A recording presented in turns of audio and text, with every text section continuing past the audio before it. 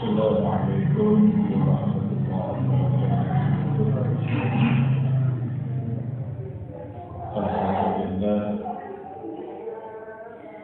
wassalatu wassalamu ala asrafil anbiya wal mursalin sayyidina wa maulana Muhammadin sallallahu alaihi wasallam wa ala alihi wa sahbihi wa man tabi'ahum bi ihsan ila yaumil Rabbi ishrah li sadri wa yassir li amri wahlul 'uqdatam min lisani yafqahu qawli waj'al li wazran min ahli amri. Hadirin rahimakumullah.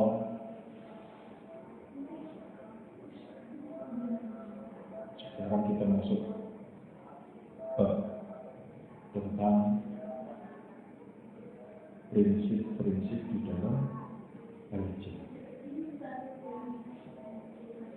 Yang pertama, syariat itu harus diperiksa, dimujahadai dengan satu prinsip wujud keridhaan kita kepada seluruh keputusan Allah, baik itu wujudnya syariat maupun wujud kehidupan, keputusan, ujian, kemudahan, kesulitan, kebahagiaan, penderitaan, maka seluruhnya wujudnya pada ridho menjalani syariat baginda Nabi besar Muhammad sallallahu alaihi wasallam. Saya ulangi, jalani syariat di derajat ihsan. Ihsan itu seakan-akan kita melihat Allah, tapi Allah lah yang melihat kita.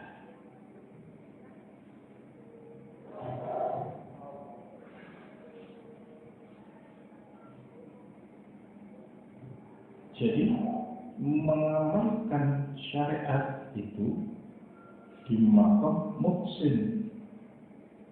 Ya jelas kita belum, masih jauh, tetapi arahnya di dalam menjalani syariat itulah kita harus meningkatkan maqam-maqam kita,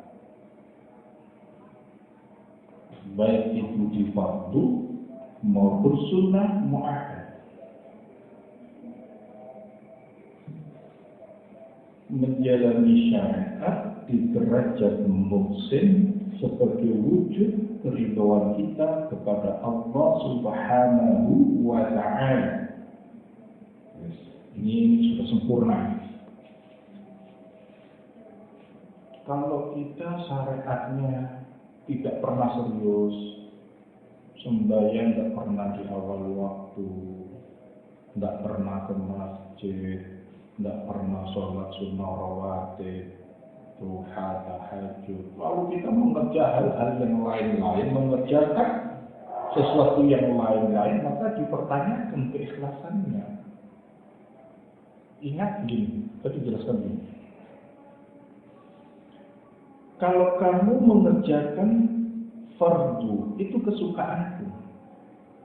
Tapi kalau kamu ibadah bersumber kesukaan kamu tidak di wilayah fardu, maka itu akan kembali kepada dirimu. Misalkan dapat proyek, tidak cepat supir, tidak kemalingan. Nah, itu sudah. Tapi kalau fardu ini kesukaan Allah, kesenangan Allah, maka ibadah kita bukan berasal dari kesenangan kita, tapi kita ingin menyenangkan Allah. Ini adalah thariqah di akhir zaman. Apalagi seperti saya yang derajatnya sangat rendah, jauh dari kemuliaan, jauh dari kesempurnaan, maka lebih baik mencari titik aman, yaitu syariat. Orang yang sudah menisbatkan thariqahnya di syariat, dijelaskan begini. Berarti dia langsung berbaiat kepada Rasulullah Sallallahu Alaihi Wasallam yang tidak ada lagi keraguan di dalamnya. Baiatnya inna salati wa nusuki wa mahyaya wa mamati lillahi rabbil alamin la syarika lahu wa bidzalika umirtu wa ana minal muslimin.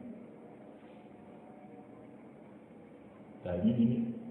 Jadi wajib ditarekoi, mungkin kita di makom taubat, makom ikhlas, makom musik, terus sampai di derajat muhsin atau mutaqin, terserah nanti derajatnya. Yang penting di makom fardu inilah kita terus berupaya. Ya apa mujahadai, tarekoi ya apa? Kalau kita, wah aku senengan, misalkan aku senengan sing ini. Tapi fardunya nggak serius ini ditempati. Ya Allah, kalau kok males ya, kalau kok maksa sih. Intinya begini. Namanya derajat muhsin itu melahirkan kebahagiaan berjumpa dengan Allah. Nah ini ya. Ciri-cirinya bahagia bisa dengan Allah. Kalau kita terpaksa, tertekan, berorientasi kepada selain Allah, itu membuat kita itu lelah. Karena nanti rentetannya panjang, butuhnya orang putus. Kalau kita mengamalkan syariat sudah ruwet, tidak bahagia langsung begitu selesai. Allahumma ajirna minan nar. Sing ngalang-alang juga begitu benar wis. Yang membuat kita tidak bahagia menjalani fardu kita sebut dengan nar. Allahumma ajirna minan nar ya Allah. Kalau kedaring bahagia ya Allah. Apa arti semua kebahagiaan hidupku ya Allah jika aku berjumpa dengannya tidak bahagia di dunia ini ya Allah? Apa artinya semua kebahagiaan hamba ketika menghadapmu hamba tidak bahagia ya Allah? Jangan sampai hamba tertipu oleh nafsu dengan kebahagiaan yang menjerumuskan ke dalam kesesatan ya Allah. Ini perlunya fardu ini di sini. Maka orang-orang yang tidak ikhlas sulit mujahadah di dalam ibadah fardu, sulit. Orang yang tidak menisbatkan hatinya kepada hub, kepada cinta menuju Gusti Allah ini sulit. Mesti melakukan enggak yang rentetan itu Allah. Ya Allah, kalau kasih alhamdulillah tenang. Kita bahagia sekali. Alhamdulillah, aku sembahyang tenang. Alhamdulillah ya Allah. Engkau kebahagiaan, Engkau anugerahkan kebahagiaan hakiki ini ya Allah. Engkau berikan kebahagiaan yang nanti hamba temui di surga. Kebahagiaan yang nanti ditemui di surga. Ditemui, ya ini yang kita maksudkan. Kita sudah menikmati surga di dunia dengan ibadah fardu. Kalau kebahagiaan itu tidak kita temui di akhirat, ayo kita kurangi terus itu. Jangan dituruti terus. Semua kesenangan dan kebahagiaan yang tidak lagi kita temui besok di akhirat terus dikurangi. Jangan dipuja-puja ini. Apalagi dijadikan tujuan hidup. Jangan.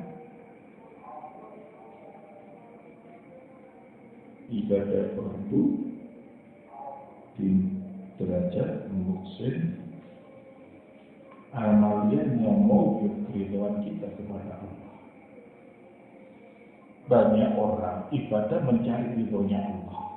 Saya tadi dijawab, apa mungkin aku tidak ridho dengan semua perintah? Pasti aku ridho. Kenapa mereka tidak merasakan, tidak menikmati ridhoku katanya? Karena mereka tidak ridho dengan anugerahku, ketetapanku. Maka beribadahlah dengan maujud rohani kita, keridhoan kita kepada Allah. Maujud rohaninya itu ridho kepada Allah. Sembahyang, poso, kabeh iku matur nuwun ning Gusti Allah. Ridho ning Gusti Allah. Sehingga tidak ada lagi penghalang untuk menikmati ridhonya Allah. Nah, gitu loh maksudnya. Dalam bahasa Al-Quran itu namanya bercinta, bercumbu dengan Allah. Radiyatan mardiyah. Allah ridha, manusia ridha. Maka ini sebuah titik keabadian disebut jannatun na'im. Surga yang abadi sudah. Kalau sudah dapat ini, maka iman itu akan berangkai pada keimanan yang lebih luas. Maksudnya apa? Satu titik keimanan kita ini akan berangkai dengan ulama-ulama, keimanan ulama, berangkai dengan ahli ibadah, berangkai dengan surga, terus berangkai itu. Ini yang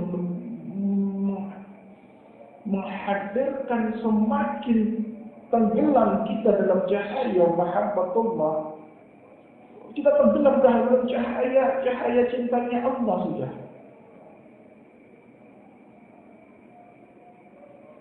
Ini prinsip yang harus dipahami. Makanya jangan fokus kepada sesuatu yang tidak prinsip. Yang kedua, dalam surat Al-Ankabut, Bismillahirrahmanirrahim, "Man kana yarju Allah fa inna ajalallahi la'at wa huwa samiul 'alim." Barang siapa yang berkehendak menginginkan perjumpaan dengan Allah, berjumpa kepada Allah ini adalah grand planning yang harus ditindaklanjuti dengan planning yang lebih kecil. Tujuan absolut kita Allah, mutlak sudah. Tidak ada mimpi selain berjumpa dengan Allah. Ini dikondisikan benar ini. Baru nanti nyambung dengan ibadah fardunya. Mulai cita-cita mau ganti mobil, pikiran, hitungan, semuanya mobil aja. Lalu kita ngotot di ibadah waktu ingin berjumpa dengan Allah. Itu yang saya katakan, nandure suka kepingin panen pari. Nanamnya rumput, kepingin panen padi. Ini tidak realistis. Maka ini adalah urusan pribadi kita. Tidak ada yang tahu selain diri kita dengan Allah. Tidak ada. Derajat manusia ditentukan oleh tujuan mutlaknya ini, tujuan absolutnya ini. Sehingga tujuan absolut ini melahirkan turunan-turunan tujuan. Jadi evaluasinya seluruh amaliyat kita itu menyampaikan kita kepada Allah enggak? Sekolah kita nyampe enggak kepada Allah? Sedekah kita nyampe enggak kepada Allah? Kerja kita nyampe enggak kepada Allah? Jadi persoalannya bukan laku ning rogo, persoalannya bukan menjalani alam materi, tapi roh daripada amalnya itu mau kemana? Ono wong ngaji ngebleng sedina khotam, tapi tujuannya dunia. Ada orang tidur karena lelah dengan dunia, ini bersama Allah saja. Ampuni hamba yang lemah iman ya Allah. Ampuni hamba yang tidak kuat menjalani dunia ini ya Allah. Saya tak mengasingkan diri ya Allah dengan menghalau otak saya untuk berjumpa dengan hamba zalim ya Allah, dengan tidur, hamba rendah, hamba dosa, hamba malas dan seterusnya. Silakan ya Allah, tapi biarkan hamba bersamamu. Silakan difitnah, silakan sudah dikatakan apapun, tapi karena ini benar-benar kelemahan hamba di dalam mendekat kepada-Nya. Tidur, ngaku salah, ngaku rendah, ngaku hina, ngaku sembarangan di sini Allah. Tapi iktiqatnya, imannya zahibun ila Rabbi. Lek wis tujuannya tegas marang Gusti Allah, selalu perilakunya, evaluasinya ketika ujian penderitaan. Iya ya, alhamdulillah dengan penderitaan ini, dengan ujian ini, aku tenang, aku semakin dekat dengan Allah. Ya Allah, Rabbina billahi rabba wa bil islam dina wa bi Muhammadin nabiyya wa rasulah. Kula ridha pun Gusti. Karena evaluasinya bukan penderitaan nafsu, tetapi semakin taat kepada Allah. Ini titik turunannya semua amaliyah. Ini zahibu ila rabbi sayahdi. Misalkan kita bekerja ono pegawaian baru, proyek baru, ucapkan ini zahibu ila rabbi sayahdi. Niki adalah wasilah mendekatmu ya Allah. Sayahdi, minta petunjuk ya Allah. Jika ini selaras dengan kehendakmu, lancar. Sayahdi, minta petunjuk ya Allah. Jika tidak, ya Allah ganti ya Allah. Yang lebih baik, lebih mudah. Tadi saya kemarin Jumatan itu, hati saya itu berdoa begini. Tiba-tiba muncul dalam hati saya. Ya Allah, mudahkan dunia hamba ya Allah. Mudahkan urusan duniawi hamba ya Allah. Agar hamba lelah bersamamu, enggak lelah urusan dunia. Minta mudah bukan ingin malas, tapi ingin sempurna bersama Allah. Jangan kita beribadah ingin mudah dunia. Bukan, kita ingin mudah dunia, ingin dimuliakan, semakin perlu di hadapan Allah. Semakin totalitas bersama Allah. Bukan ibadah mencari kemudahan, tapi minta kemudahan demi totalitas kepada Allah. Mudah bukan lari dari kenyataan. Mudah boleh jadi secara fisik berat, tapi Allah tidak memberikan berat kecuali capek secara fisik. Dipahami ini?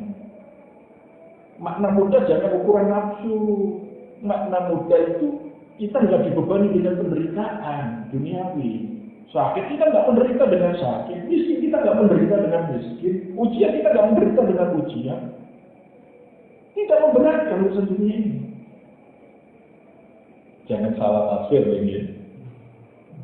Kalau tak kerja bayaran teko, bukan itu tidak logis.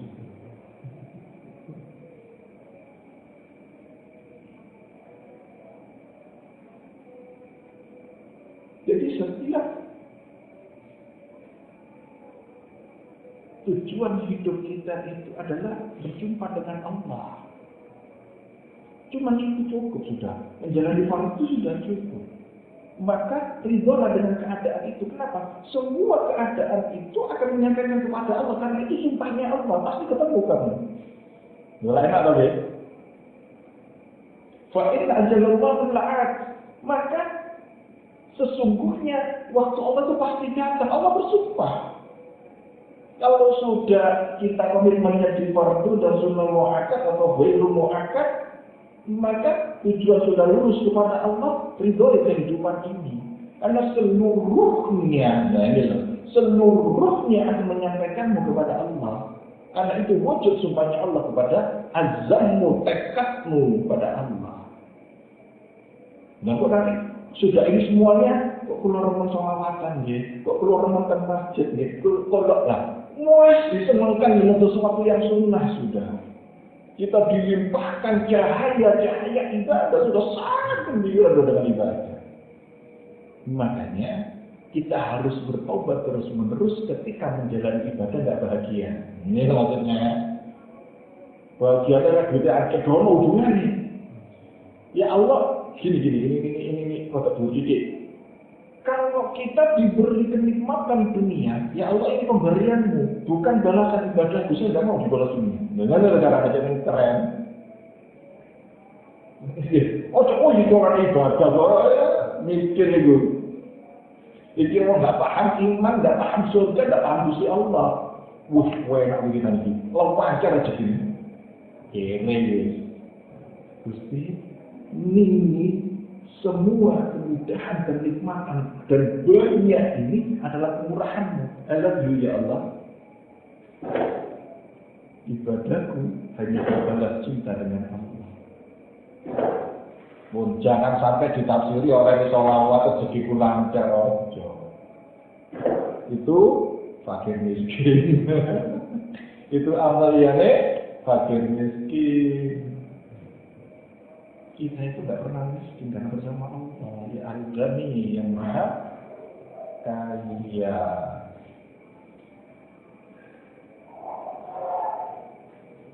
Al-Ghani yang maha kaya. Wa huwa as-sami'ul 'alim Dan Allah itu maha mendengar. Betul? Ini ditata rohaninya.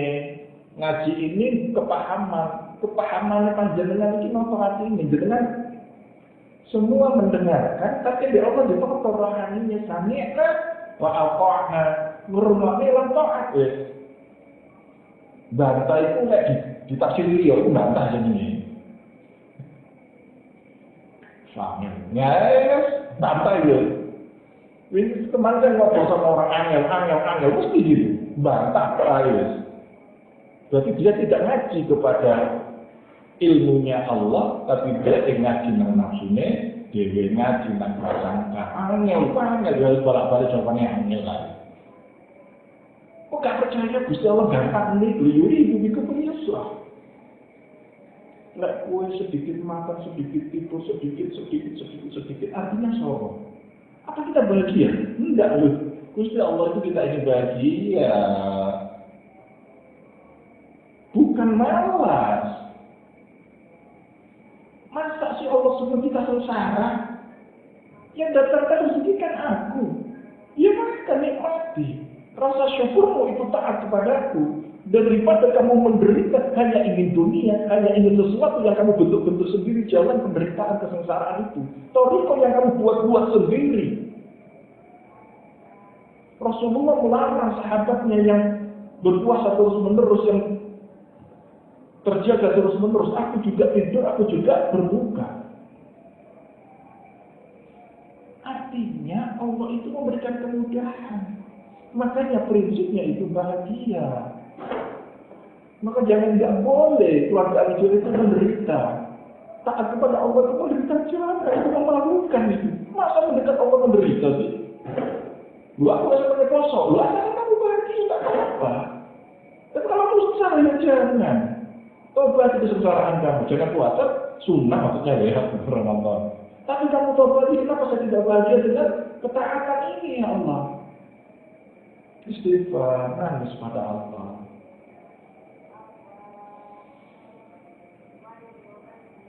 Fardu, kaidah pertama.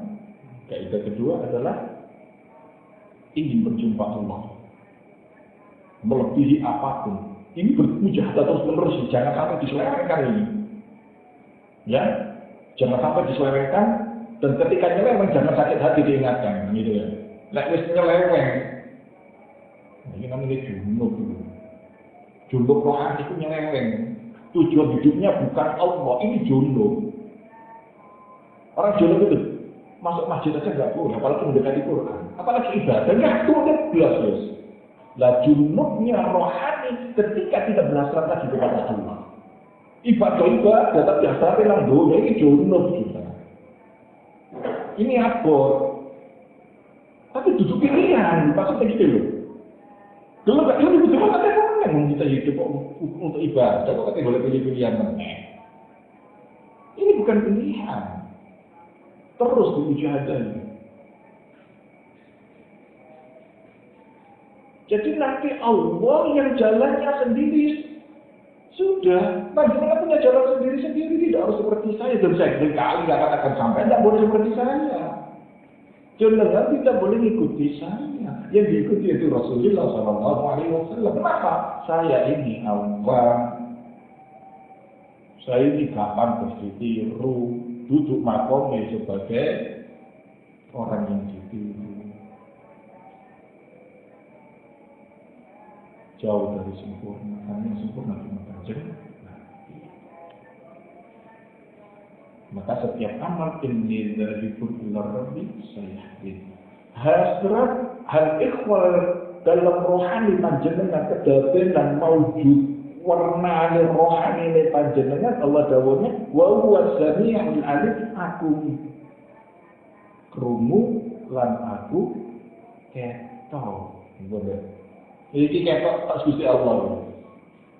Ndak usah bingung cerita, ndak usah bingung. Ya sudah iki lho Gusti Allah.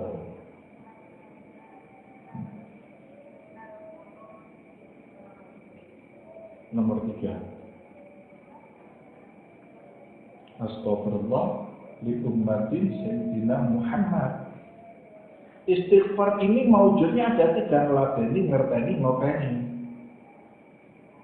Jadi kalau kita sudah selalu mohonkan ampun kepada Allah untuk seluruh umat Kanjeng Nabi Muhammad Shallallahu Alaihi Wasallam, maka kita harus rela meladeni satu umat, anggap aja meladeni seluruh umat.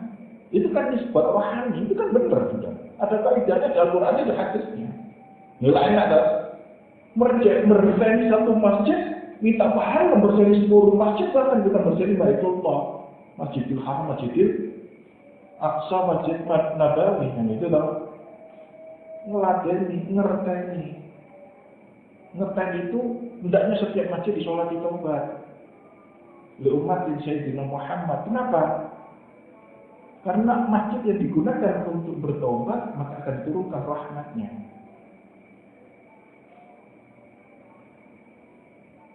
Dari tahiyatul masjid, sholat sunnah.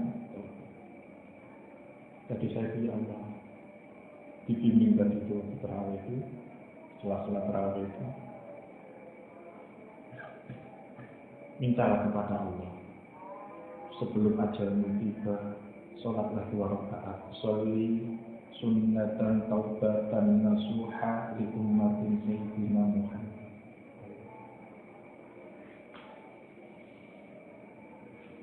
Digambarkan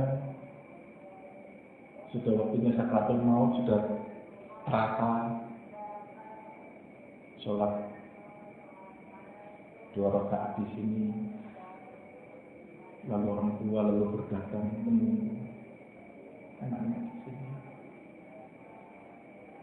Karena leluhur kan tahunya di sini, lebih sering datang di sini daripada ke rumahnya.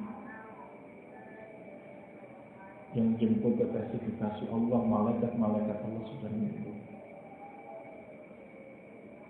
Lalu sholat taubat ke umat yang Sayyidina Muhammad sebagai pungkasan iktikad kita kepada Allah. Lalu seluruh alam kubur buka menyambut setelah 2 rakaat. Saya memang dari awal bangun ini salah satu hajat saya adalah mengundar saya dan seluruh keturunan saya, keluarga saya dan keluarga Lijah, nazaknya setelah mautnya di sini. Aneh gitu, masjid jalur itu aneh. Loh, kalau baru itu betapa ruginya kita. Allah. Nah kalau sudah begini, insya Allah, dan terakhir itu toharo, tobat, hajat, istighfar. Seluruh keputusannya kembali kepada Allah. Saya tadi selalu minta hidayah. Toharo ini kan sebagai wujud kita selalu ingin minta petunjuk Allah kepada urusan apapun. Termasuk urusan makan itu bukan selera nafsu, tapi itu selera surga. Paham ya? Makan kita itu selera surga.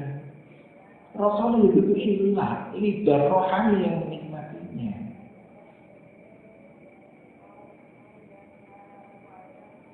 Ini dar rohani kita yang menikmatinya.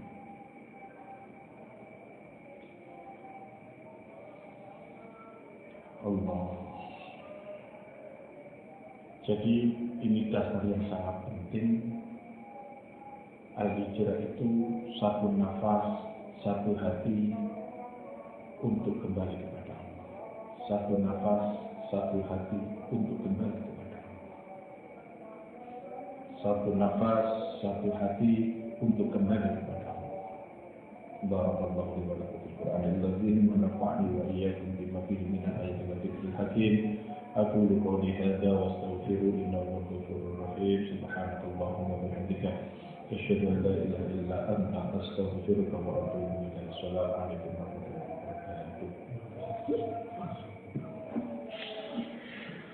wabarakatuh.